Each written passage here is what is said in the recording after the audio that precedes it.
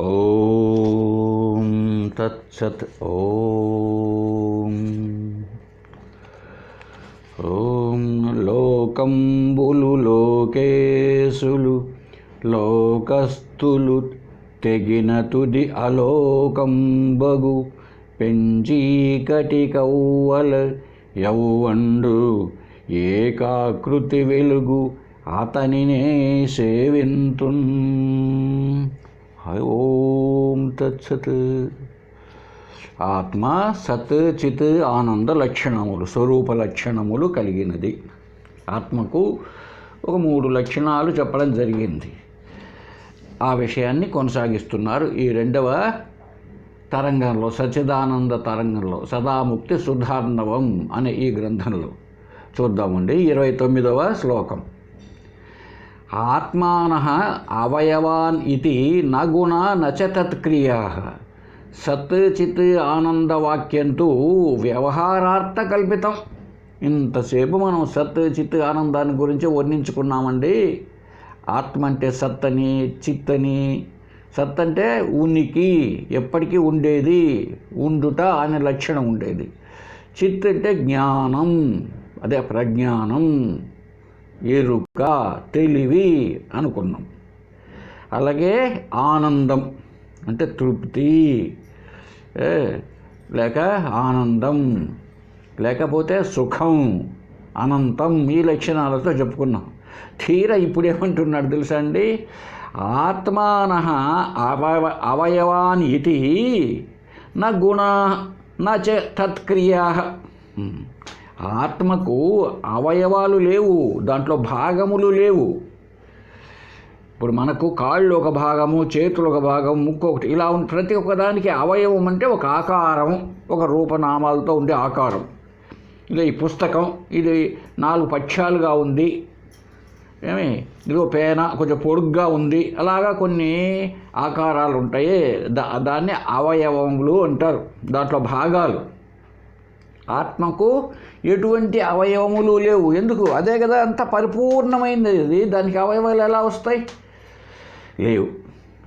అలాగే నా గుణ, ఎప్పుడైతే అవయవాలు లేవో అది పొడుగు, పొట్టి, తెలుపు, నలుపు, మంచిది, చెడు, ఇట్లాంటి ఏ లక్షణాలు లేవు. లక్షణాలు ఎప్పుడు ఉంటాయి?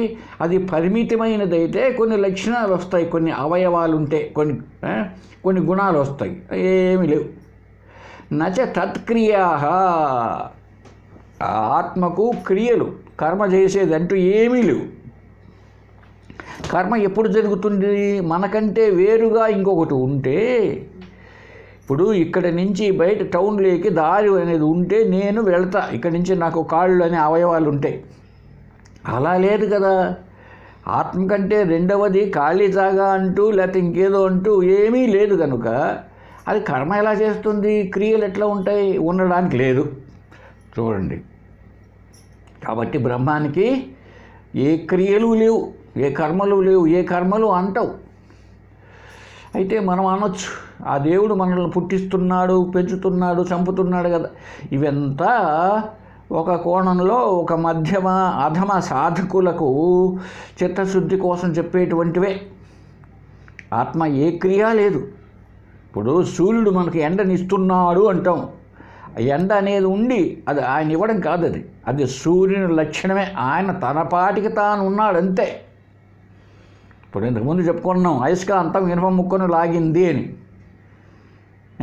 తన దగ్గరికి లాక్కున్నదా? తన పాటికి తానే ఉన్నది. అలాగా బ్రహ్మకు ఏ లక్షణాలు లేవు, ఏ క్రియలు లేవు.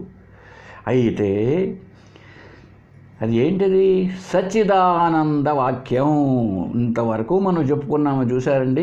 ఈ 29వ శ్లోకం వరకు ఈ ఆత్మ, సత్, చిత్, ఆనందం అనేటువంటి వాక్యాలన్నీ 3 వచ్చేసాయి కదా. 3 పదాలు, కొన్ని గుణాలను వర్ణించాం కదా.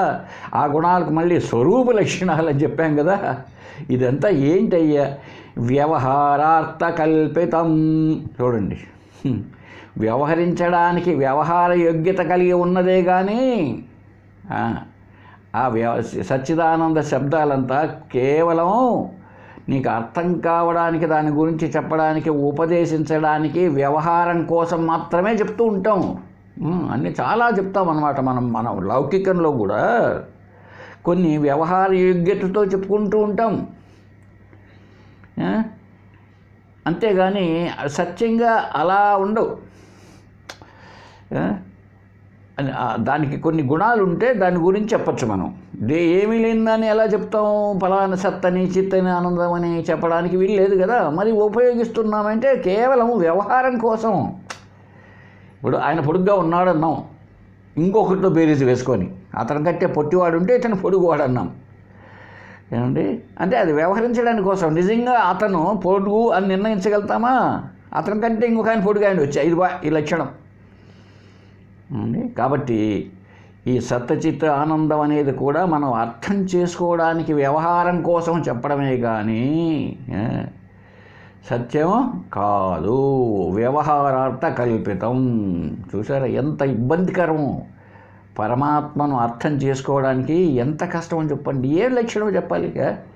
అంతేకాదండి, ఇంకా చూడండి, సజాతీయ విజాతీయ స్వగత భేదములు లేని అద్వితీయమైన బ్రహ్మమునకు ఏ లక్షణములను బట్టి చెప్పగలం?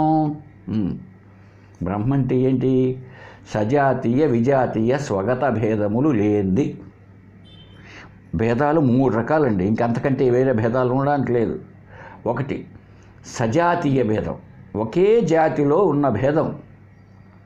లోకంలో మనం చూస్తే ఒకటే జాతి, మనదంతా మానవ జాతి అని అనుకుంటే, మానవ జాతిలో ఒక ఆయన పొడుగ్గా ఉంటాడు, ఒక ఆయన పొట్టిగా ఉంటాడు, ఒక ఆయన రామయ్య, ఒక ఆయన సీతయ్య. కాబట్టి ఒకే దాంట్లో ఒక ఆయన బ్రాహ్మణ అయినా, ఒక ఆయన క్షత్రియుడు. చూడండి, ఒకే మానవ జాతిలో సజాతీయం. ఒక జంతు జాతి అన్నాం, జంతువులు. దాంట్లో చూడండి, జంతువుల్లో ఆవు, ఎద్దు, దునపోతు ఇలాగ ఎన్నో ఉన్నాయి మరి దాటిల్లో. ఇదంతా సజాతీయమే. చెట్లు అన్నాం, ఒక జాతి, వృక్ష జాతి. ఈ ఎన్ని రకాలు ఉన్నాయి? కాబట్టి ఇది సజాతీయ భేదం. విజాతీయ భేదం, మనిషి ఆవు కాదు, ఆవు మనిషి కాదు. ఒక జాతికి ఇంకొక జాతికి తేడా. ఏమండి, చెట్టు కుక్క కాదు, కుక్క చెట్టు కాదు. జాతికి జాతికి తేడా. అలాగే స్వగత భేదం, ఒకే దాంట్లో భేదం. ఒక చెట్టు అన్నాం, ఆ చెట్టులోనే కొమ్మలు రెమ్మలు కాదు, రెమ్మలు ఆకులు కాదు, ఆకులు వచ్చి వేళ్ళు కాదు. లేదు, మనిషి జాతిలో మనలో ఎత్తుకున్నాం, నేను మనిషిని. కాళ్ళు చేతులు కాదు, చేతులు చెవులు కాదు, చెవులు కళ్ళు కాదు. ఇది స్వగత భేదం. ఉండేది మొత్తం భేదములు. ఒకరినొకరికి భేదం చెప్పమంటే ఈ 3 ఉంటాయి.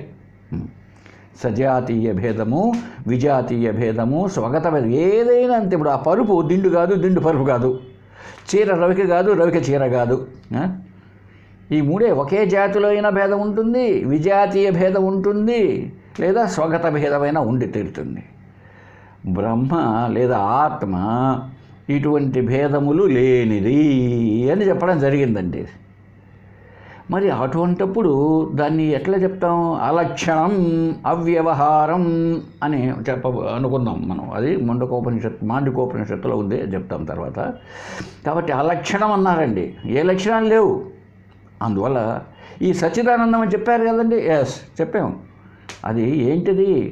వ్యవహారం కోసం. వ్యవహారం కోసం. ఇప్పుడు మధ్యాహ్నం భోజనం వడ్డించారండి, సాంబార్ వేసినాడు, తింటున్నాం. నోట్లో పెడితేనే అబ్బా చంపినావు కదా అంటాడు భర్త. ఏం చంపినారా? ఎవరు చంపినారు? ఒక ముద్ద తీసి నోట్లో పెట్టుకున్నారండి. అబ్బా చంపేసినావే. ఏం చంపేసినావు? అదేం అనలేదు, ఊరికే ఉంది. అంటే కారం ఎక్కువ అనిపించింది ఆయనకు. కారం ఎక్కువ అనిపించేటప్పటికి చంపేసివే అన్నాడు. చూసారండి. అందువల్ల భాషలో కానీ ఇంకా దేంట్లో అయినా వ్యవహారానికి ఉన్న సత్యానికి చాలా తేడా ఉంటుంది. ఒక్కోసారి అర్థం కావడానికి ఆ మీనాక్షమ్మ అన్నాం. మీనం ఉంటే చేప, చేప కండు కలిగిందంట. చేప లాంటి కండ్లు ఎక్కడన్నా ఉంటాయండి? చేప లాంటి కళ్ళు ఉంటాయా? చేపలు ఎక్కడుంటాయి? నీళ్ళల్లో. అంటే అప్పటికి ఆమె కళ్ళు కూడా ఎప్పుడు నీళ్ళల్లో ఉంటాయనా? పద్మాక్షి, పద్మముల వంటి కన్నులు, తామర పువ్వుల వంటి కన్నులు. ఆ తామర పుష్పాలు సాయంత్రం అయితే ముడిసిపోతాయి, తెల్లారితే విచ్చుకుంటాయి. అలాగే ఆ కళ్ళు కూడా రాత్రులు కనపడకుండా పగులు కనపడతాయా? అలా అర్థం చేసుకోకూడదు. మరి అర్థం కావడానికి ఏంటి? అంత పద్మాలు తామర పూలు చాలా అందంగా ఉంటాయి కదా, ఆమె కళ్ళు చాలా అందంగా ఉన్నాయి అని అర్థం చేసుకుంటాం. అందువల్ల ఏంటంటే ఇవి సజాతీయ విజాతీయ స్వగత భేదములు లేనిది, ఏ లక్షణములు లేని దానికి మనం సత్యచిత్ ఆనందం అనేటువంటి లక్షణాలను కల్పించుకొని చెప్తున్నాం అన్నమాట, వ్యవహారం కోసం, వ్యవహార యోగ్యత. అంతేగాని దాన్ని అట్లా అంగీకరిస్తే చాలా ఇబ్బందికరం అని చెప్తున్నాడు. చూడండి, ఒకవేళ మనం అన్నట్టు సచ్చిదానందములు అంటే ఎంత ఇబ్బందికరమో చెప్తున్నాడు చూడండి తర్వాత శ్లోకంలో, 30వ శ్లోకంలో. ఆత్మా సత్ ఇతి చేత్ అసత్ అపి అస్తు ఉత్ప్రేక్ష్యతే తథా చిత్ అచిత్ ఆనందవాక్యాత్ దుఃఖం ద్వితీయ అద్వయాత్ అని చెప్పాల్సి వచ్చింది. అయ్యా బాబు, ఆత్మ సత్ ఇది చేత్, ఆత్మను సత్ అని మనం అనుకుంటే అప్పుడు అసత్ అని కూడా అనవలసి వస్తుంది. సత్ అంటే ఉండుట, ఉన్నది కదండి. కాబట్టి ఆ ఉన్నది అంటే లేనిది కూడా ఒకటి ఉంటే కదా ఉన్నది. ఇది చెప్పడానికి ఇది ఉన్నది. రామయ్య ఉన్నాడు అంటే సోమయ్య లేడని అక్కడ, ఇక్కడ రామయ్య ఉన్నాడు అన్నామనుకో, సోమయ్య లేడు. మరి ఆత్మ అలా కాదు కదా, ఉన్నది ఒకటే అయినప్పుడు ఉన్నది అనే మాటకి ఏమిటి అర్థం? ఉన్నది ఆత్మ ఒక్కటే, రెండవది లేదు. మరి రెండవది లేనప్పుడు ఆత్మ ఉన్నది, ఆత్మ సత్ అనడంలో అర్థం ఉందా? ఉన్నది అదే అయితే రెండవదే లేకుండా పరిపూర్ణమైనది అదే అయినప్పుడు, కాబట్టి ఇప్పుడు ఏం అర్థం కావాలి మనకు అంటే చెప్తున్నాడు, ఆత్మ సత్ ఇతి చేత్, ఆత్మను సత్ అన్నావంటే నువ్వు అసత్ అపి అస్తు, అదే అసత్ కూడా అదే. అంటే ఆత్మ రెండు అదే, సత్ అదే అసత్ అదే, ఉన్నది అదే లేనిది అదే కదా.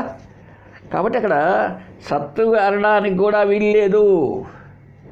అసత్ పదార్థం ఒకటి, లేని పదార్థం అంటూ ఒకటి ఉంటే సత్ అనొచ్చు. మనం ఇక్కడ ఒక ప్రశ్న పడుతుంది మనకు, ఈ శరీరాలు ఈ జగత్తులో రూపనామాలతో ఉన్న ఏ వస్తువులు కూడా కలకాలం ఉండవు కదండి, కనుక అవి సత్యం అని ఎలా అంటాం? అవి అసత్యమైనటివే కదా, అవి అప్పటికి మీరు మిథ్య అంటారా? అనండి. అప్పటికి మిథ్య అయిన పదార్థం ఒకటి, మిథ్య కాకుండా సత్యంగా ఉన్న పదార్థం ఒకటి ఉంది కదా అని మీరు ప్రశ్న వేయచ్చు. అక్కడ మిథ్య అనే పదార్థం ఒకటి ఉంటే, లేదు అనేకం ఉంటే ఈ సత్ అనేది పరిపూర్ణం కాదు కదా. అప్పుడు అద్వైతానికే చేటు కదా, అద్వైతం ఎట్లా అవుతుంది? లేని పదార్థం ఒకటి, ఉన్న పదార్థం ఒకటి ఉంటే, మిథ్య ఒకటి ఇదొకటి ఉంటే ఏమండి? ఇప్పుడు నా అద్దంలో నా ముఖం కనపడుతుంది, అది మిథ్య, నా ముఖం సత్యం అని అంటూ ఉంటాం వ్యవహారంలో. అప్పుడు ఈ రెండు ఉన్నాయి అక్కడ, రెండు లేవు.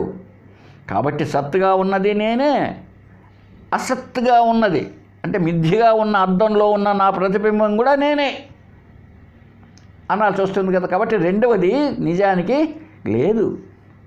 కనుక ఆత్మ సత్ అనడానికి కూడా వీల్లేదు. అసత్తు కూడా అదేనయ్యా, అద్దంలో కనపడేది కూడా నేనే.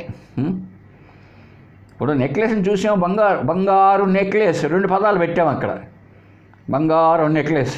బంగారు ఒకటి, నెక్లెస్ ఒకటి, రెండు ఉన్నాయా? బంగారు సత్యం, నెక్లెస్ మిథ్య, అది అసత్. అసత్ అనేది నిజంగా ఉందా? లేదు. అయితే మరి ఎందుకు చెప్పాలండి ఆత్మను సత్ అని? అసత్ కూడా అదే కదా. అది చెప్పుకుంటే ఇప్పుడే పైన చెప్పుకున్నామే, వ్యవహారార్థ కల్పితం అది. తర్వాత ఇంకా కూడా చెప్తున్నారండి, చిత్ అచిత్. ఆత్మను చిత్ అన్నాం అనుకోండి అంటే జ్ఞానం, జ్ఞానం లేనిది అంటే అజ్ఞానం. ఆత్మను జ్ఞానం అంటే కూడా ప్రజ్ఞానం బ్రహ్మ అంటున్నామే, ఆ విధంగా ఆత్మను జ్ఞానం చిత్ చైతన్యం అన్నాం అనుకోండి. దానికంటే వేరుగా అజ్ఞాన పదార్థం ఒకటి ఉంటే దీన్ని జ్ఞానం అనాలి. దానికంటే రెండో పదార్థమే లేదు కదా సత్యానికి. అలాగే ఆత్మ అన్నది అది చైతన్యం అన్నాం అనుకోండి. చిత్తని చిత్తుగా అర్థంగా చైతన్యంగా తీసుకుందాం. చైతన్యము లేని పదార్థం అంటే జడ పదార్థం ఒకటి ఉండాలి కదా. అయితే రెండు పదార్థాలు ఉంటే అద్వైతాన్ని భంగం కదా. ఆ రెండవది దానికి ఉనికి ఉన్నదా? అప్పుడు ఈ జడ పదార్థం అన్నది, జడం అంటే ఏంటి? ఇంకొక దాని చేత తెలియబడునది. అదే కదా అజ్ఞానం. అసలు ఒకటి తెలుసుకునేది ఒకటి, తెలియబడున్నది ఒకటి. తెలుసుకునేది చిత్ జ్ఞానము, తెలియబడున్నది అజ్ఞానము లేదా అచిత్ లేదా జడ పదార్థం అన్నప్పుడు ఈ సత్యమైనటువంటి చైతన్యంతో జ్ఞానంతో కూడుకున్న పదార్థం ఒకటి, జ్ఞానం లేని పదార్థం, జ్ఞానానికి తోచని పదార్థం. చూసారా? ఒకటి ఉండాలి. జ్ఞానానికి తోచని పదార్థం ఒకటి ఉంటుందా అండి? అసలు దానికి ఉనికి ఉందా? జ్ఞానములో లేని పదార్థం అంటూ ఉండదు. అదే ఇంతకుముందు చాలాసార్లు చెప్పుకున్నాం. అయ్యా, నీకు తెలియని మనిషి పేరు చెప్పు, లేదా నీ తెలివిలో అంటే నీ జ్ఞానములో లేని విషయం చెప్పుము అన్నాం అనుకోండి. ప్రశ్న ఎవరినైనా చెప్పగలుగుతాడా? అంటే ఏంటి అర్థం? అన్నీ జ్ఞానంలో ఉండేది జ్ఞానమే. అలాగా రూపనామాలతో జడ పదార్థాలుగా కనపడుతున్నాయి అంతే. జ్ఞానమే ఆయా రూపనామాలతో ఉండేటప్పటికి అవంతా జడమైంది. ఎందుకు? ఆ రూపనామాలతో ఉన్న పదార్థాలకు స్వయం ప్రకాశకం కాదవి. అంటే తనకు పాటి తాము తెలుసుకోలేవు, ఇతరాన్ని తెలుసుకోలేవు, ఇతరము చేత తెలియబడుతున్నాయి కనుక వాటిని అంటున్నాం. అంతేగాని అవి సత్యమని కాదు, అవి ప్రకాశవంతం కాదు. ఆత్మే స్వయం ప్రకాశకం. అందుకే దాన్ని చిత్ అన్నాం. మరి చిత్ అన్నప్పుడు అచిత్ ఒకటి ఉందినా? లేదు. కనుక పొరపాటు మనం చిత్ అంటే జ్ఞానమే అనయ్యా, ఆత్మ అంటే అజ్ఞానం కూడా అదేనయ్యా అనాల్సి వస్తుంది. అలాగే ఇంకా చూడండి, ఆనందవాక్యాత్ ఆనందమయ ఆత్మ, ఆత్మ ఆనంద.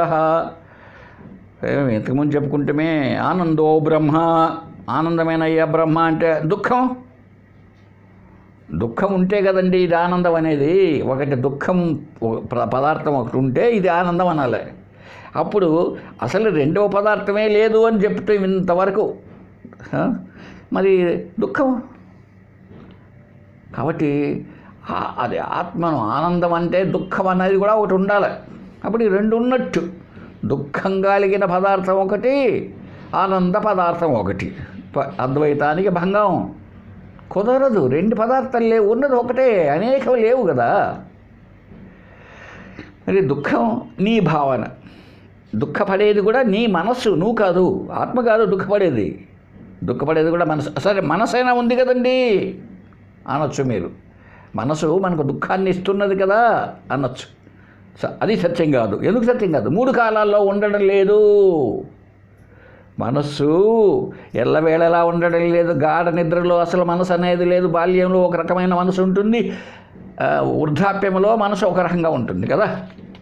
కాబట్టి మరి దుఃఖం ఎందుకు అనాల్సి వచ్చింది? అదిగో పై చెప్పుకుంటే ఇప్పుడు వ్యవహారార్థ కల్పితం. అలాగే ద్వితీయం అద్వయాత్, పొరపాటున ఆత్మ అద్వయం అద్వైతం అన్నామా? రెండు లేనిది, రెండు కానిది అన్నాం అనుకోండి. రెండు అంటే రెండవది ఉంటే రెండు కానిది అనాలి. ఏమండి? రెండవది అనేది ఉంటే రెండు కానిది అనాలి.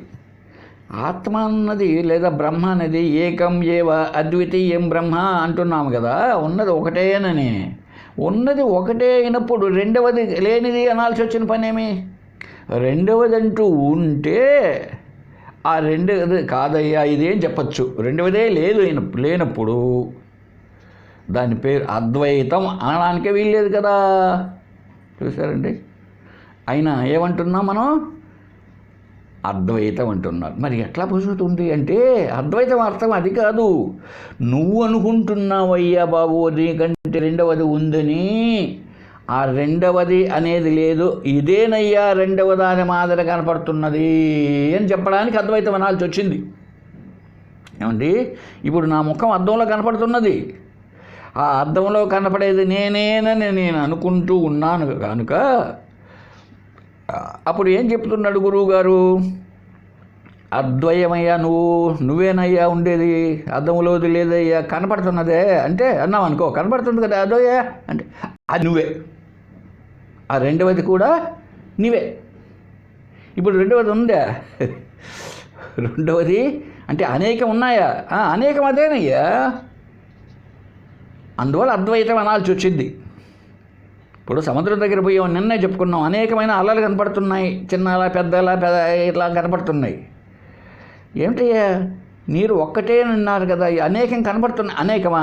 ఇది కూడా ఒకటేనయ్యా, అదంతా ఇదేనయ్యా, నీరేనయ్యా, అట్లా కనపడుతుంది అనేకంగా అనేదానికోసం, అర్థమయ్యేదానికోసం, వ్యవహారం కోసం చెప్తున్నాం. చూసారా? ఇప్పుడు ఆ నీటిని అలలోని ఎందుకన్నాం మనం? నీరే కదా అది. మరి నీరుగా ఉన్నప్పుడు దాన్ని సముద్రం అని పేరు ఎందుకు పెట్టాం? దాని ఒరిజినాలిటీ నీరైనప్పుడు అలలోని పేరు, అసలు అలల కంటే, నీటి కంటే అలలనే పదం ఎక్కడి నుంచి వచ్చింది? వ్యవహారం కోసం, కల్పించడం కోసం. బంగారేనండి, నెక్లెస్ ఎక్కడి నుంచి వచ్చింది? అది వేసుకుంటే అమ్మగారు మెడలో, వాళ్ళ మెడ తగ్గిపోతుంది అన్నమాట ఈ బంగారు నగ వల్ల. అందుకు నెక్ అంటే మెడ లెస్ తగ్గిపోయింది అని ఒక పేరు పెట్టుకున్నాం. నెక్ను లెస్ చేస్తుంది అది, ఆ నగ మెడను తగ్గించేస్తుంది, మెడ కనపడనీయకుండా కొంచెం. పెద్ద నెక్లెస్ అయితే ఒక జానడో బెత్తుడో ఉండేది, ఆ మెడ అంతా కూడా వేసేసుకుంటే మెడ చుట్టుకారం, మెడక ఏ కనిపించదు. ఇంతకు ఏం చెప్తున్నాడయ్యా ఇక్కడంటే, వాస్తవానికి నువ్వు అద్వైతం అన్నావా, ద్వైతాన్ని కూడా అంగీకరించాల్సిందే. నువ్వు అద్వైతమే ఇది అన్నావా, ద్వైతాన్ని, కాబట్టి అద్వైతము అదే, ద్వైతము అదే, ఉన్నది ఒకటే. ఏమండి, సత్ అన్నావా ఆత్మను, అసత్ కూడా అదే ఆత్మే. చిత్ అన్నావా, అచిత్ కూడా. ఆనందం అన్నావా, అనానందం, దుఃఖం కూడా అదే. అంటే ఏమిటి ఇక్కడ అర్థం? వాస్తవానికి చిత్ కాని పదార్థం ఇంకొకటి లేదు. వాస్తవానికి సత్ కాని పదార్థం అంటూ ఇంకొకటి లేదు. వాస్తవానికి ఆనందం కాని పదార్థం అంటూ ఇంకొకటి లేదు. మరి మూడుగా ఎందుకు చెప్పినారు సత్, చిత్, ఆనందం అని ప్రశ్న రావచ్చు. దానికి నిన్ననే చెప్పాము ఆన్సర్. అగ్నికి ఆ వేడి, ఆ ఎర్రదనం, ప్రకాశం అని 3 సార్లు చెప్పినా కూడా ఆ 3 అగ్ని కంటే వేరు కాదయ్యా. మరి 3గా ఎందుకు చెప్పామంటే బాగా దృఢంగా నీకు ఆ నిప్పును గురించి, అగ్నిని గురించి నీకు అవగాహన రావడానికి 3 చెప్పామే కానీ ఆ 3 వేరే వేరే కాదు. ఆ వేడి, ఆ ఎర్రని రంగు, ఆ కాంతి 3 అగ్నినయ్యా. 3గా ఎందుకు చెప్పా అని నిన్నే బాగా విచారణ చేశాం. కనుక ఆ సత్చిత్ ఆనందం అని చెప్పామంటే ఇంత ఉంది. అంటే ఏంటి అర్థం? అది ఇంతసేపు చెప్పినా కూడా ఏమిటంటే ఆత్మను గురించి అది అనిర్వచనీయము. అదే అండి చివరికి. దాన్ని ఇలా అని చెప్పడానికే వీలు లేదు. అయినా ఏం చేస్తున్నామంటే మనకు అర్థం కావడానికి, వ్యవహారం చేయడానికి కొన్ని నిషేధ లక్షణాలు, ఇది కాదు ఇది కాదు, నేతి నేతి అనుకుంటమే, ఇది కాదు ఇది కాదని కొన్ని లక్షణాలు, కొద్దిగానైనా స్వరూప లక్షణాలతో ఆత్మను తెలియజేయవలసి వస్తుంది. కేవలం ఇంతకుముందు చెప్పుకున్నామే, ఒక ఆకారముతో కనిపించేదిగా ఉంటే ఇదిగో నేను ఏలు పెట్టి చూపచ్చు. అయ్యా భగవద్గీత ఏదంటే ఇదిగో అని చూపించవచ్చు మనం ఇప్పుడు టేబుల్ పైన ఉన్న పుస్తకాల్లో వెతికి. అది అలా కాదు కదా, రూపనామాలు లేనిది కదా, అంతటా వ్యాపించి దాన్ని ఎలా వర్ణించాలి? అయినా శాస్త్రాలు అర్థం కావడం కోసం వ్యవహారికంలో అది చెప్తున్నా, ఇది కాదు ఇది కాదనే లక్షణాలు కొన్ని విధి లక్షణాలు అంటారు. ఇది ఇది ఇది అని చెప్పాలి. కొన్ని లక్షణాలు, ఎక్కువగా నిషేధ లక్షణాలే ఆత్మను తెలియజేయడానికి ప్రయోగిస్తూ ఉంటారు. చూడండి, ఉదాహరణకు తీసుకుంటే మనం మాండూక్య ఉపనిషత్తు అని చాలా గొప్ప ఉపనిషత్తులో 7వ మంత్రం ఉందండి. ఎలా తెలియజేసింది చూడండి ఆత్మను, బ్రహ్మస్వరూపాన్ని. ముందు నిషేధ లక్షణాలతో చెప్పింది, ఆ తర్వాత విధి లక్షణాలతో. నా అంతఃప్రజ్ఞం, నా బహిష్ప్రజ్ఞం, నా ఉభయత ప్రజ్ఞం, నా ప్రజ్ఞానఘనం నా ప్రజ్ఞం నా అప్రజ్ఞం అదృష్టం అవ్యవహార్యం అగ్రాహ్యం అలక్షణం అచింత్యం అవ్యపదేశ్యం. ఇంతవరకు నిషేధ లక్షణం, ఇది కాదని. ఇప్పుడు స్వరూప లక్షణాలు. విధి ఏకాత్మ ప్రత్యయసారం ప్రపంచోపశమం శాంతం శివం అద్వైతం చతుర్థం మన్యంతే స ఆత్మా స విజ్ఞేయ. ఈ మంత్రం అద్భుతమైనదండి. మాండూక్యోపనిషత్తులో ఈ విధంగా ఆత్మను గురించి చూడండి. స ఆత్మ స విజ్ఞేయ, అది నాయన ఆత్మ, దాన్ని తెలుసుకోవాలి అని చెప్తున్నాడు. ఒక్కొక్క పదాన్ని మనం అర్థం చేసుకునే ప్రయత్నం చేద్దాం. ముందు నిషేధ లక్షణాలు ఏంటంట?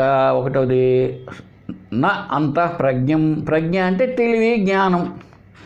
ఆత్మ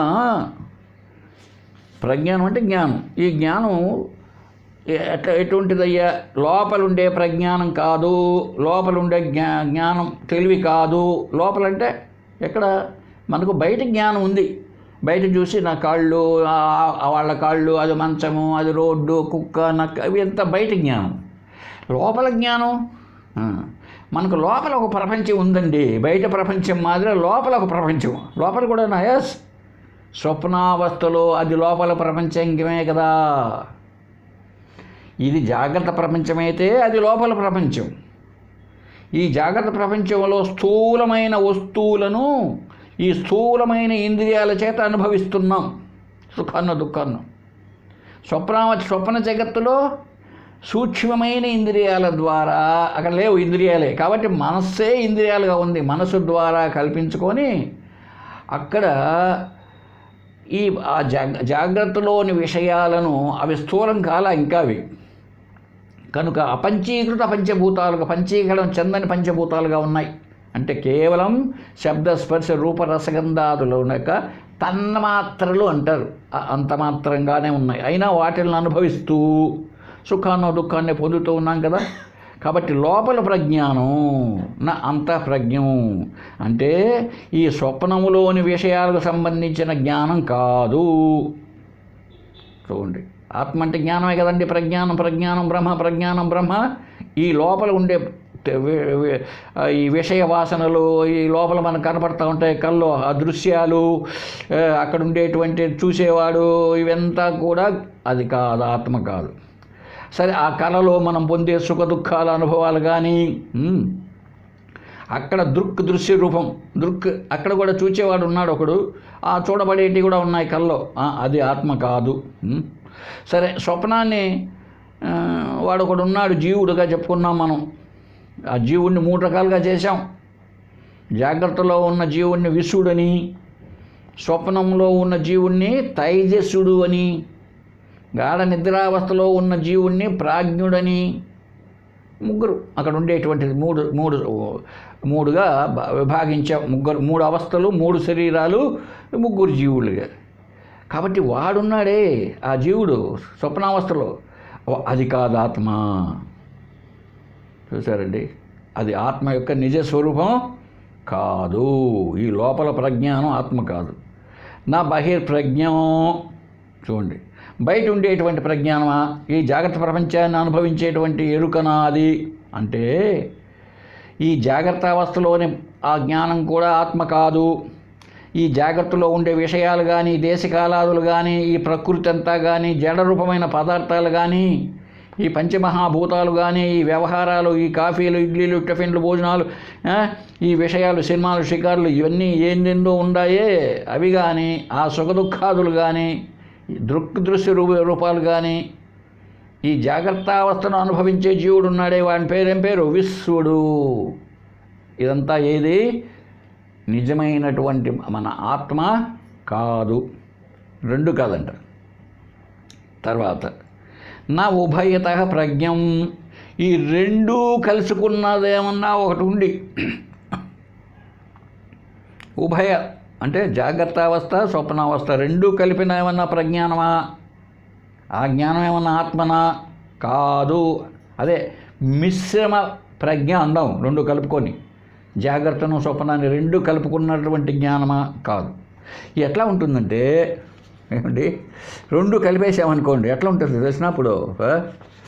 సపోజ్ ఒక వ్యక్తి హైదరాబాద్కు పోయినాడండి. హైదరాబాదులో ఒక ఆయన కొడుకున్నాడు.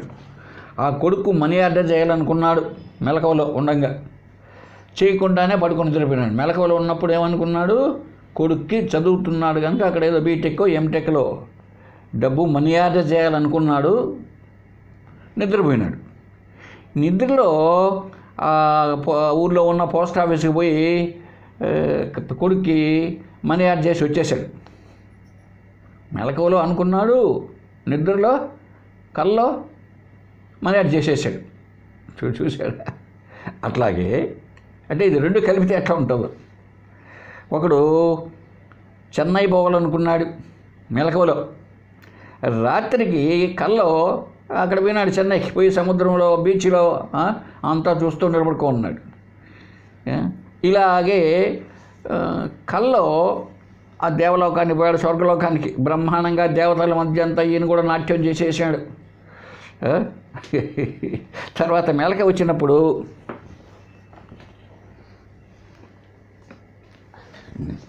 మెలక వచ్చినప్పుడు ఎట్లా ఉంది, ఆ కల్లో అనుభవించినాడు కదా ఆనందం. దాన్ని మెలకువలో అందరికీ చెప్పుకుంటున్నాడు. ఇంట్లో ఉన్న ఆడవాళ్ళు కానించి, భార్య పిల్లోళ్ళు కానించి, ఏం కాలు వచ్చింది రాని. ఇవి ఇట్లా ఉంటుందన్నమాట. రెండు ఉభయత ప్రజ్ఞం అన్నప్పుడు రెండు కలిపితే సరే. ఆ ఉభయత ప్రజ్ఞం కూడా ఆత్మ కాదు. ఇంకే జ్ఞానం మిగిలిందండి? ఒక్కటి మిగిలింది, గాఢ నిద్ర. అక్కడ ఎట్లా ఉంది జ్ఞానం? గడ్డ కట్టుకోబోయి ఉండేది, కదలకే లేదు, అది మొద్దుగా ఆనందంలో ఏమీ తెలియని స్థితిలో ఉంది. దాన్ని ఏమన్నాడు? ప్రజ్ఞాన ఘనం. జ్ఞానమే గడ్డ కట్టినట్టుంది. నా ప్రజ్ఞాన ఘనం. ఆ గాఢ నిద్రావస్థలో ఉందే ఈ స్వప్నము జాగ్రత్తలు అంతా కూడా జ్ఞానం కదులుతుంది బాగా. అన్నిటిపైన ప్రవహిస్తోంది ఈ సత్వరజ తమో గుణాలతో. సత్వగుణం, రజోగుణం, తమో గుణాలతో ఉంది.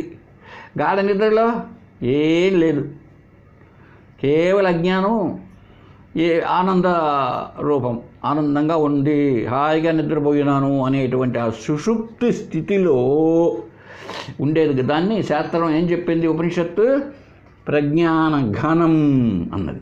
అది ఆత్మ కాదు. ఏమి అక్కడ ఎట్లా ఉంటుంది తెలుసా? అది పొరపాటున దాన్ని ప్రజ్ఞానమే అన్నాం అనుకోండి, అదే ఆత్మ అనుకుంటే అక్కడ ఎట్లా ఉంది? ఏ విషయాలు, విషయ వాసనలు కానీ, జాగ్రత్తలో ఉన్న ఆ స్థూల జగత్తు కానీ, కల్లో ఉన్నటువంటి ఊహాపోహలన్నీ ఉన్నాయే, కల్లో కల్పించుకున్నటివి, ఇదంతా కాదు. ఇవన్నీ ఏమి లేవు. అయితే అన్నీ లేవు కదండి, అది మోక్షమే కదగా అనొచ్చు. అయితే అది మోక్ష స్థితే కదా. జాగ్రత్త ప్రపంచం లేదు, స్వప్న ప్రపంచం ఏమీ లేదు. మరి ఇంకా అది ముక్తే కదా. శరీరం లేదు, శరీర భ్రాంతి లేదు, ఏమీ లేదు అంటే అది ముక్తి కాదు. ఎందుకని? అక్కడ ఎన్ని లేవు కానీ అజ్ఞానం అన్నది ఉంది. అదే దాన్ని మాయ అన్నం. అంటే త్రిగుణాత్మకాలు ఉన్నాయి. ఎట్లా ఉన్నాయి? ఐసుగడ్డలాగా ఉన్నాయండి, ఘనీభవించి ఉన్నాయి. తెలియకుండానే నీరు ఐసుగడ్డ ఆకారం ఎత్తినట్లు ఈ త్రిగుణాలతో కూడినటువంటి ఈ జీవుడు అనబడే వీడి ప్రవృత్తి గడ్డగట్టి ఉందన్నమాట. ఇప్పుడు చెట్టు ఉందండి, ఆ చెట్టు ఎక్కడి నుంచి వచ్చింది? విత్తనంలో. ఈ చెట్టు అంతా మొత్తం మనకు కనిపించే చెట్టు అంతా కూడా విత్తనంలో ఉండింది ఒకప్పుడు, మళ్ళీ అంత మెల్లగా వచ్చేసింది. అలాగే సుషుప్తిలో మనం 8 గంటలు, 9 గంటలు, 7 గంటలు నిద్రపోయామనుకోండి, ఎంతకాలం మనం నిద్రపోయినా, ఎంతకాలం ఆ నిద్ర హాయి అనిపించినా కూడా, ఎంత బాగా అనిపించినా కూడా అక్కడ ఈ అజ్ఞానం అనబడేటువంటి త్రిగుణాలు ఉన్నాయే, అక్కడ గడ్డ కట్టుకొని ఉన్నాయి. అందుకే మళ్ళీ విత్తనంలోంచి చెట్టు వచ్చినట్టు ఆ ఐస్ గడ్డ కరిగి నీరు బయటకు వచ్చేసినట్లు ఈ 3 గుణాలు గడ్డ కట్టుకొని ఉన్నాయి కదా, అవి కరిగి మెలకంలో వల్ల 3 బయటకు వచ్చేసాయి. 3 గుణాలు అంతే ఇమ్మీడియట్గా జాగ్రత్త అవస్థ, మెలకువ లేదా స్వప్నము, ఇవన్నీ ప్రపంచాలు 3 గుణాలతో కలిసే ఉంటుంది ప్రపంచం.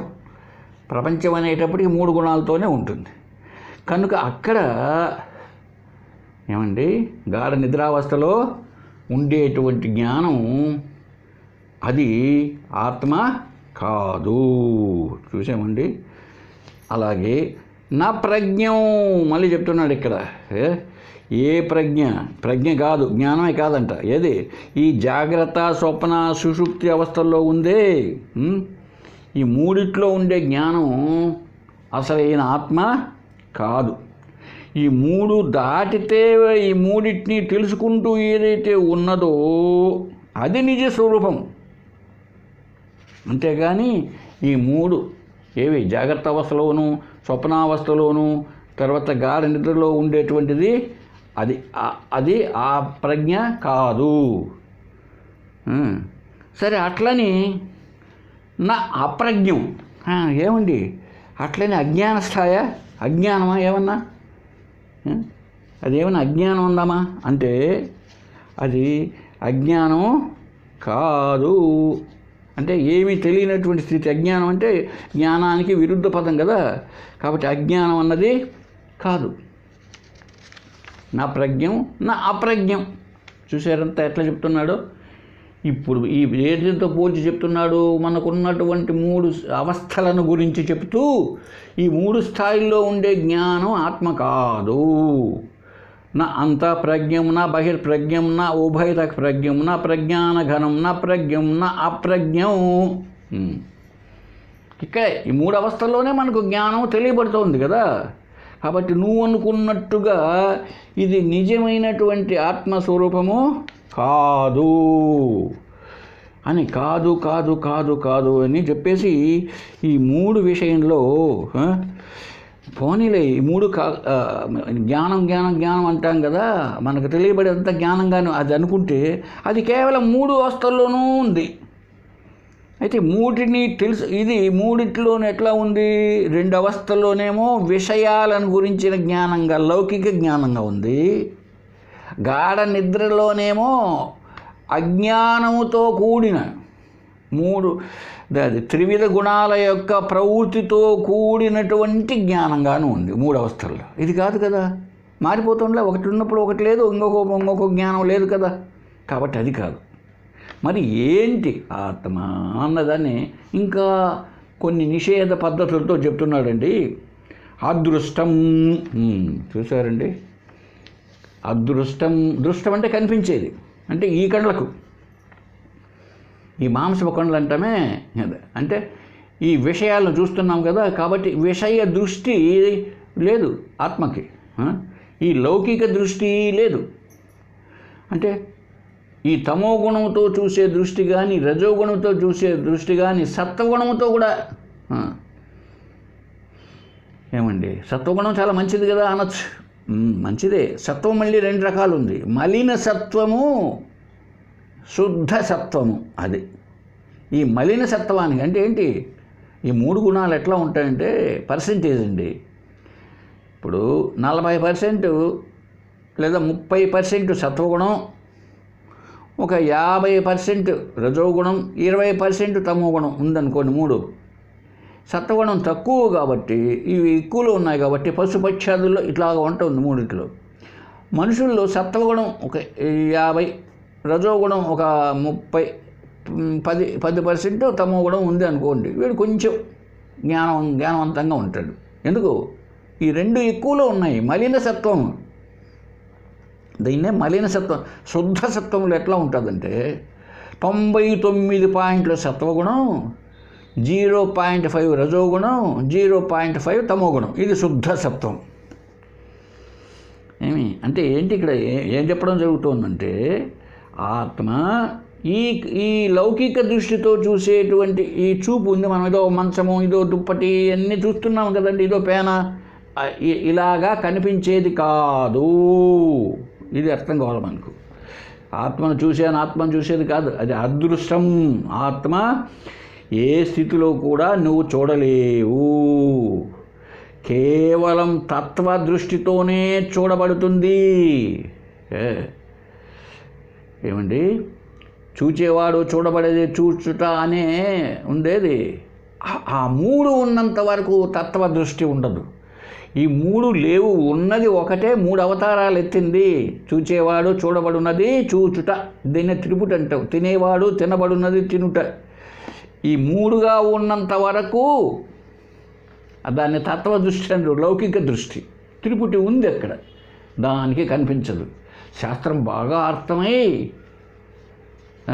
త్రిపుటి లేదు అన్నటువంటి దృఢమైతే అది అంతర్దృష్టి.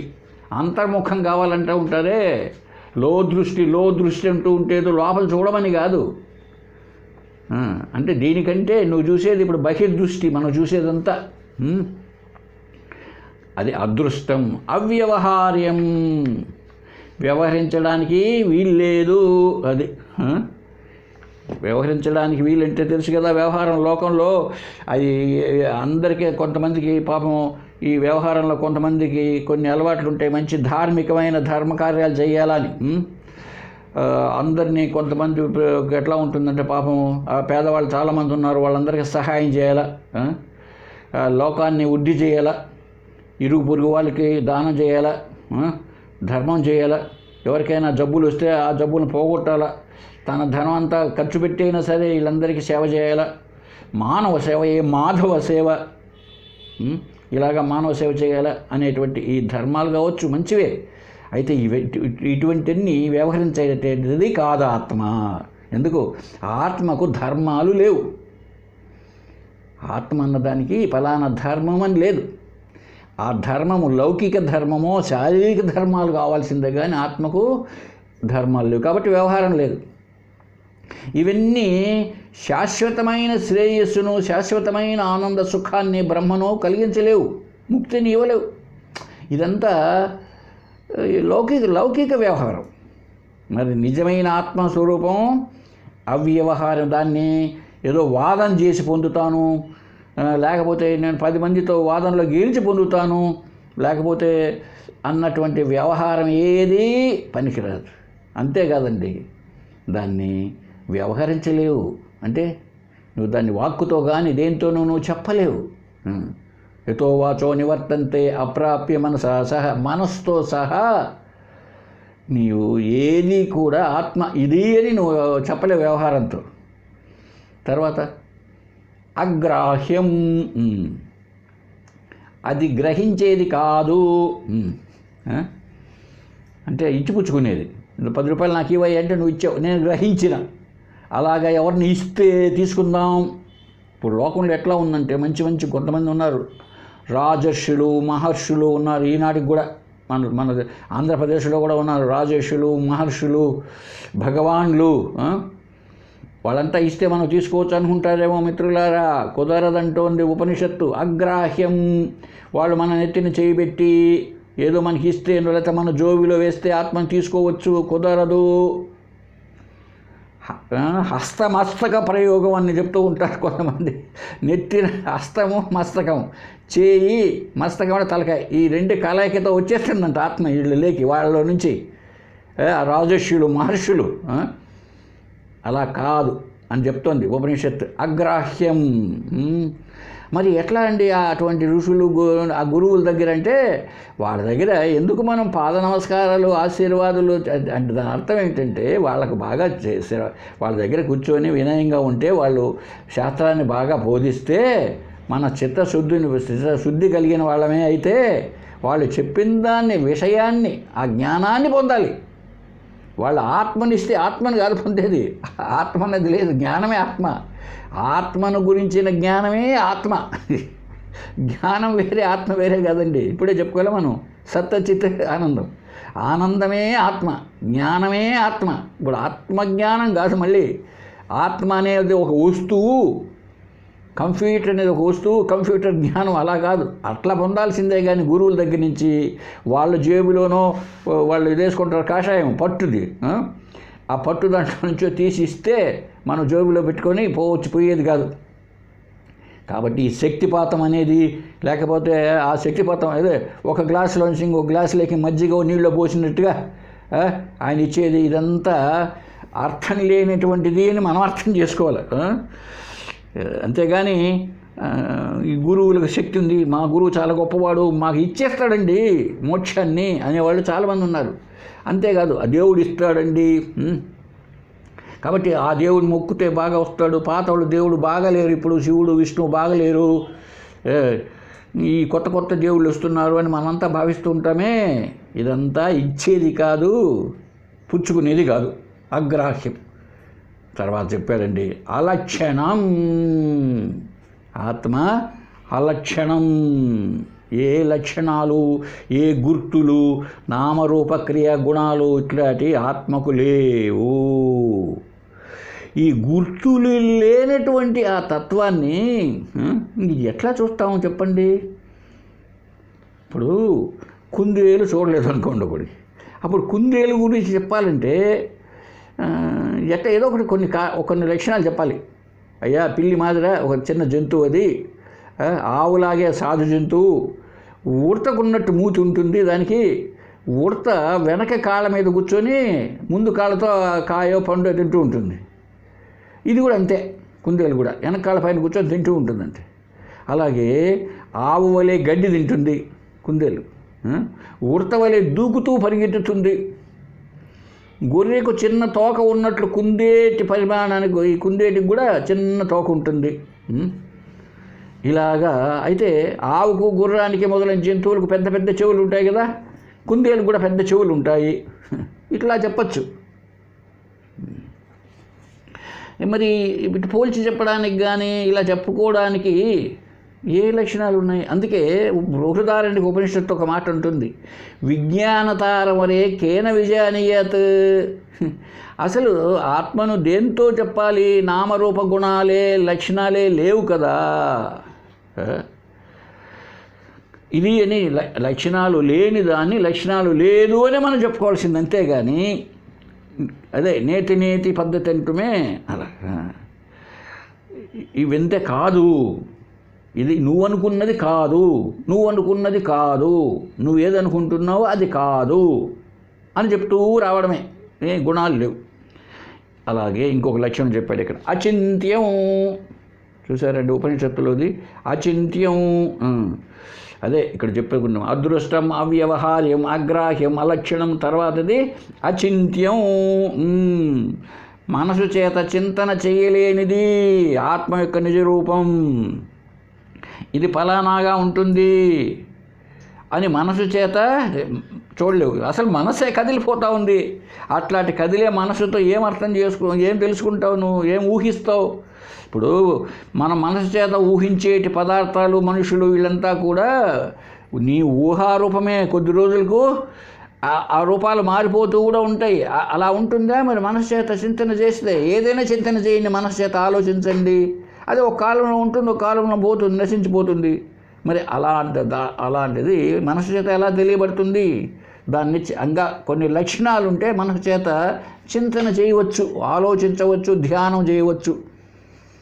ఏమండి, ఆ రూపాన్ని ధ్యానం చేయొచ్చు. ఇప్పుడు విష్ణు ధ్యానము, శివుని గురించి ధ్యానం చేయాలా అన్నాం అనుకోండి, ఆ శివుని రూపాన్ని కొన్ని వర్ణించి చెప్పినారు కాబట్టి ఆ వాక్యాలతో ఆ రూపాన్ని గురించి నువ్వు ధ్యానం చేయొచ్చు. ఈ ఆత్మ లేదా బ్రహ్మము అనే దానికి ఏ రూపనామాలు లేనప్పుడు మనసుతో ఎట్లా చూస్తావు? అవ్యపదేశం. చూడండి, ఈ నిజ ఆత్మరూపం ఎటువంటిది? ఏ పద్ధతితో కూడా తెలియబడదు. ఇవంతా కూడా కనపడేదంతా కనపడేవంతా ఈ భౌతికంగా కనపడేదంతా ఎప్పటికైనా నశించబడేది అనమాట. ఈ నశించబడేది నిజమైన రూపం కాదు. అది ఈ నిజ రూపం ఉంది, ఆత్మరూపం, ఇదే సత్యమైంది. ఇది ఏ కర్మల వల్ల కానీ ఏదైనా చేసి జపము, ధ్యానం లాంటిది చేసి లభ్యం పొందుతామా అంటే పొందేది కాదు. ఎందుకు? ఇవంతా వ్యవహారంలో ఉన్నటువంటి కపట రూపాలే, మోసమైన రూపాలే కనుక, అది నిజమైనది కనుక, సత్యమైనది కనుక ఈ దృష్టికి వ్యవహరించడానికి వీలే లేదనమాట. కాబట్టి ఆత్మజ్ఞానం లేకపోవడమే. అన్నిటినీ మనం లౌకిక వ్యవహారంలో ఉపయోగిస్తున్నాం, అంతేగాని ఇంకా ఏమీ కాదు. అది అవ్యపదేశం. దాన్ని ఉపదేశించడానికి ఇలాంటిది ఏమీ లేదు. అంటే శబ్దము చేత, ఏదైనా కొన్ని మాటల చేత ఉపదేశం అంటే చెప్పడం, ఏదైనా చెప్పితే తెలుస్తుందా అంటే అవ్యపదేశం కుదరదు. ఇంకా ఎటువంటిది? ఇంతవరకు మనకు నిషేధ పద్ధతి చెప్పడం జరిగిందండి. ఇక స్వరూప లక్షణంగా చెప్పాడు. ఏకాత్మ ప్రత్యయ సారం, ఏక ప్రత్యయ సారం ఆత్మ, ఒకటే అయిన ఉనికి కలిగినది. ఏక ప్రత్యయం, ప్రత్యయం అంటే ఒక జ్ఞానం, మనోభావన, మనసులో ఉండేది, దాని యొక్క సారం అంట ఒకే ఒకటి, అనేకం కాదు. అంటే జ్ఞానస్వరూపమైంది, ఆనందమయమైనటువంటిది నిజమైన ఆత్మస్వరూపం.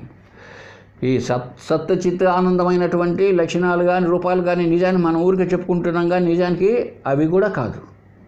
ఈ సజాతీయ విజాత స్వగత పేద పదార్థాలు కాదు. మరి ఎలాగా చెప్పాలి అంటే, నువ్వు ఏం చెప్పినా అవంతా కూడా అసత్, అది కాదు. నిజమైనటువంటి ఏక ఆత్మ ఉన్నది ఒకటే, దాని సారం ఏదో ఎసెన్స్ ఏది, ఆ సప్తచిత్ ఆనందాల యొక్క ఎసెన్స్ ఏదో అది ఆత్మస్వరూపం. ఇప్పుడు ఏదేదో ఎన్నెన్నో ఉంటాయి అనుకోండి, ఈ లోకంలో ఎన్నో ఉన్నాయి, రైలు, విమానాలు, వినోదాలు, భూము, దేహ, శరీరాలు, ఇతర విషయాలు, ఎన్ని చూపించినా కూడా ఆత్మను తెలియజేయలేవు. అయితే ఈ ఆత్మను చిత్ జ్ఞానం, లేదా ఎప్పుడైతే అర్థం చేసుకుంటామో ఆనందం అని, లోకంలో ఉన్నట్టెన్ని ఏంగా కనపడతాయి, అప్పుడు అవి అజ్ఞానంగా దుఃఖంగా కనిపిస్తూ ఉంటాయి, ఒక కాలంలో నశించేటిగా. అలా ఉన్నప్పుడు ఈ నశింపు లేనిది జ్ఞానమయమైనది ఆత్మ అని మనం అర్థం చేసుకోవాలి. ఏమండి, అలాగే ఇంకా ఏం చెప్పాడు, ప్రపంచోపశమం, ప్రపంచం అంతా ఉందే ఆ జగత్ భావాన్ని నాశనం చేస్తుంది. ఈ జగత్తంతా నశించేది, జగత్ అనేది లేదు. జాయతే గచ్చిది, ఉంటుంది, కదిలిపోతున్నది, కాబట్టి సత్యం కాదు. ఆత్మయే మాయ చేత జగత్తుగా కనిపిస్తున్నది. తాడే పాముగా కనిపించినట్టు పరమాత్మయే ప్రపంచంగా కనిపిస్తున్నది. ఇది తర్వాత శాంతం. చూడండి, ఆత్మ ఎప్పుడు కూడా శాంతంగా ఉంటుందంట, శాంతం స్వరూపమైనటువంటిది. ఇక శివం, మంగళకరమైనది. శివం అనే పదానికి అర్థం అది, ఆత్మ అని. అద్వైతం, రెండవది లేనిది. చతుర్థం అన్నాడండి, నాలుగవది. అంటే మూడు ఉన్నాయి మనకు, 3 అవస్థలు, 3 శరీరాలు, 3 గుణాలు, ఇలాగా. వీటిల్లో 3 శరీరాలు లేనిది, అంటే 3 అవస్థలు లేనిది, అంటే 4వది అన్నాం అక్కడ. నిజానికి 4వ అవస్థ అంటూ లేదు, ఉన్నది 3 అవస్థలే. 3 అవస్థలు కానిది అనేటప్పటికీ దాన్ని 4వది అంటున్నాం. 3 అవస్థలలో ఉంటూ 3 అవస్థలను, అంటే ఏంటివి, జాగ్రత్త, స్వప్న, సుషుప్తి అవస్థలను, ఈ మూడిట్లో ఉంటూ 3 కాకుండా, 3కి సంబంధపడకుండా ఏదైతే 3కి సాక్షిగా ఉంటూ ఉన్నదో అదండి. ఈ ఒక్క పాయింట్తో మనం పట్టుకోవచ్చండి ఆత్మను. జాగ్రత్త అవస్థలో ఉంటూ, జాగ్రత్త అవస్థను తెలుసుకుంటూ, జాగ్రత్త అవస్థలో ఉండేటువంటి ప్రజ్ఞానం కాదు. ఎందుకని అదే అయితే మరి స్వప్నంలో కనుక తర్వాత అలాగే అది స్వప్నావస్థలో ఉంటూ, స్వప్నావస్థను తెలుసుకుంటూ, స్వప్నావస్థను తాను కాకుండా స్వప్నావస్థకు సాక్షిగా ఉంటూ, ఏమన్నా సుషుప్త కాదు, సుషుప్తావస్థలో ఉంటూ ఆ సుషుప్తిలో ఏమీ తెలియదు అన్న జ్ఞానాన్ని, ఆనందంగా నిద్రపోయిన జ్ఞానాన్ని తెలుసుకుంటూ, సాక్షిగా తెలుసుకుంటూ ఉంటూ, అది కాకుండా సుషుప్తావస్థ. అదేనేమో అంటే మళ్ళీ మెలకువ రాకూడదు, ఇంకా మెలకువలో ఉండకూడదు. కాబట్టి 3లో ఉంటూ 3 కాకుండా 3ని తెలుసుకునేదేదో అది 4వది అన్నారండి. అందుకే తృతీయం, అది దాన్ని చతుర్థం, 4వది అని అనుకుంటున్నాను. స ఆత్మ, అదండి ఆత్మ, అది నిజమైనటువంటి ఆత్మ. అలాగా ఈ లక్షణాలతో మాండూక్యోపనిషత్ చాలా గొప్పగా ఏమండి ఇది ఇది ఇది అని చెప్పేసి ఆత్మను కొన్ని లక్షణాలతో కాదు కాదు కాదు అని చెప్పి, ఆ తర్వాత కొన్ని అవును అని కొద్దిగా దాని గురించి వివరిస్తే ఆత్మను గురించి మనం అర్థం చేసుకోవడానికి మరి ఎట్లా అర్థం చేసుకోవాలి చూడండి సులభంగా. సుషుప్తి అవస్థలో స్వప్నం లేదు, స్వప్నంలో జగత్తు లేదు. మరి జగత్తు లేకుండా నువ్వు ఎట్లా ఉన్నావు? చూడండి, ఎందుకంటే వాస్తవానికి అద్వైతం అద్వైతం అద్వైతం అంటూ ఉంటారే, చాలామంది వేస్తారు ఈ ప్రశ్న. రెండవది లేకుండా నువ్వు ఉన్నావా అని. వాస్తవంగా ఉంటూ ఉన్నామండి. గాఢ నిద్రలో రెండవది ఏది? శరీరం అనే భావనే లేదు కదా. మనకేమిటంటే రెండవది లేకుండా ఒకటి ఎట్లా ఉంటుంది? ఎక్కడ చెప్పండి? గాఢ నిద్రలో 7 గంటలు నిద్రపోయినావు, రెండవది ఏది? స్వప్నమా? కాదు. స్వప్నములు అనేకం. స్వప్నావస్థగా చెప్పేది గాఢ నిద్రావస్థే అర్థం చేసుకుందాం. అక్కడ నీ శరీరం కానీ, శరీర భావన కానీ, దేవుడు కానీ, దెయ్యం కానీ, భార్య, బిడ్డలు, బ్యాంకులు, పొలాలు ఏమీ లేదు. నువ్వు ఉన్నావా లేదా? ఉన్నావు. మరి అద్వైతం అంటారు ఏంటండి అని ప్రశ్న వేస్తే ఏం చెప్పాలి? మరి ఉంటున్న రోజు నీ స్వరూపం ఏదో చెప్పండి ఇప్పుడు. పోనీ అది కాదేమో మెలకవేనేమో నా స్వరూపం అని అంటే, ఒకడు ఎవరో వేసాడంట ప్రశ్న, అయ్యా బాబు నీకు డబ్బు అంటే చాలా కష్టపడుతున్నావు, నువ్వు ద్వైతివి, బాగానే ఉంది, 30 రోజుల పాటు కనురెప్ప ముయ్యకుండా మెలకువలో ఉండు, నీకు 3 కోట్లు ఇస్తాను అంట. 30 రోజుల పాటు నువ్వు కనురెప్ప వాల్చకుండా, అంటే నిద్రలేకి వెళ్లకుండా ఉంటే, కనురెప్ప వాల్చకూడదు, తూగకూడదు, అసలు తూగంటారే అది కూడా ఉండకూడదు, నీకు 3 కోట్లు ఇస్తాను అంటే ఎవరన్నా ఉండగలుగుతాడండి? మరి ఎందుకు అందరూ ఈ మేలు కదా, జాగ్రత్త అవస్థలోనే కదా సుఖం, జాగ్రత్త అవస్థలోనే అనేకం ఉంటే కదండి. అనేకం లేకుండా ఎట్లా జీవిస్తావు? నువ్వు జీవిస్తూనే ఉన్నావయ్యా బాబు, నువ్వు జీవిస్తూనే ఉన్నావు, రోజు జీవిస్తున్నావు, తెలియకుండానే కళ్ళు వస్తావు. మంచి సత్సంగంలో మంచి బోధ చదువుతున్నా తూగుతా కూర్చుంటావు, నిద్రపోయి ఉంటావు. మరి ఏమిటది? నీ స్వరూపము. కాకపోతే అక్కడ ఏమైంది? గాఢ నిద్ర ఆత్మ యొక్క స్వరూపమే. అయితే ఏమిటైంది అంటే, అది అక్కడ చెప్పుకుంటే ఇంతవరకు త్రిగుణ ప్రవృత్తి, 3 గుణాలతో చేసినటువంటిది ఘనంగా గడ్డగట్టబడి ఉంది. ఆ త్రిగుణాత్మక ప్రవృత్తి అదే మాయ లేదా అజ్ఞానముతో కూడి ఉన్నది. ఆనందమే మన స్వరూపం, అది అజ్ఞానముతో కూడుకున్నది. అందుకే గాఢ నిద్రలో ప్రతి ఒక్కడు నిద్రలేస్తూనే ఏమంటాడు? నేను హాయిగా నిద్రపోయినాను అంటాడు, నాకేమీ తెలియదు అంటాడు. అది కారణమైంది.